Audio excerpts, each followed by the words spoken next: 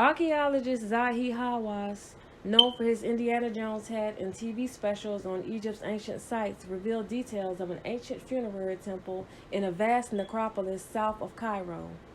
He reported that archaeologists unearthed the temple of Queen Nerit, wife of King Teti, the first king of the 6th dynasty that ruled Egypt from 2323 BC till 2150. Queen Nerit's funerary temple had been partly uncovered in the years prior. This recent discovery will rewrite the history of this region, especially during the 18th and 19th dynasties of the New Kingdom, during which Pharaoh Teti was worshipped. The mission found evidence of other burials around his pyramid. The mission has confirmed that the entrance to the Saqqara area in the New Kingdom was through this area.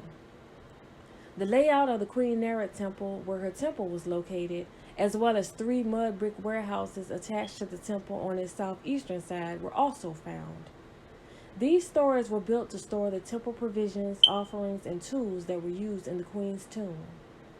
In addition to this, 52 burial shafts that reached 10 to 12 meters deep were discovered. Hundreds of wooden coffins dating back to the New Kingdom 3,000 years ago have been found in the Saqqara region. The wooden coffins discovered are anthropoid, and many feature scenes of the gods that were worshipped during this period are represented on the surface. Various excerpts from the Book of the Dead were represented to help the deceased pass through the journey to the other side. This entails that the Saqqara area was not used for burial during the late period only, but also during the New Kingdom. 50 coffins were found in good condition. An underground mud brick shrine dating back to the New Kingdom was found 24 meters below ground level. Hawass did not believe that thieves compromised it because of the open court of the shaft being paved with well-polished and shiny limestone slabs.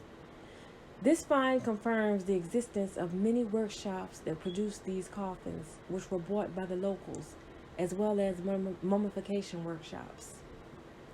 Large numbers of archaeological artifacts and statues representing deities such as the god Osiris and Pa-Soker Osiris were discovered.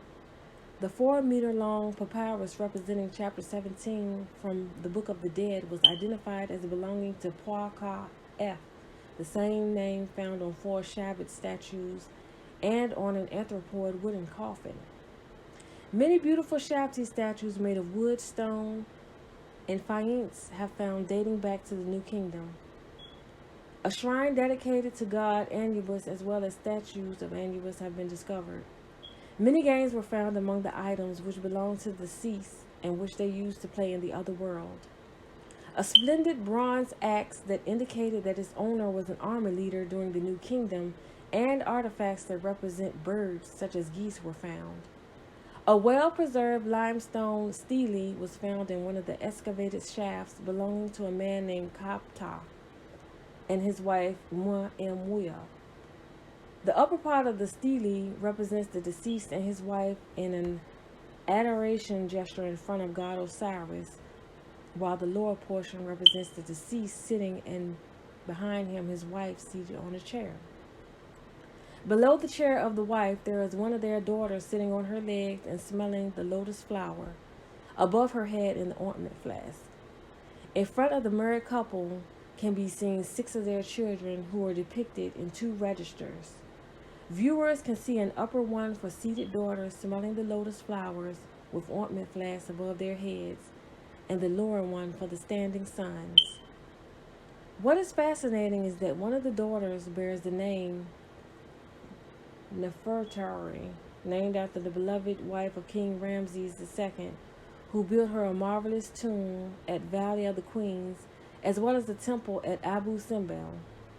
One of Kaptar's sons, named Ka-Im-Wasit, named after one of the sons of Pharaoh Ramses II.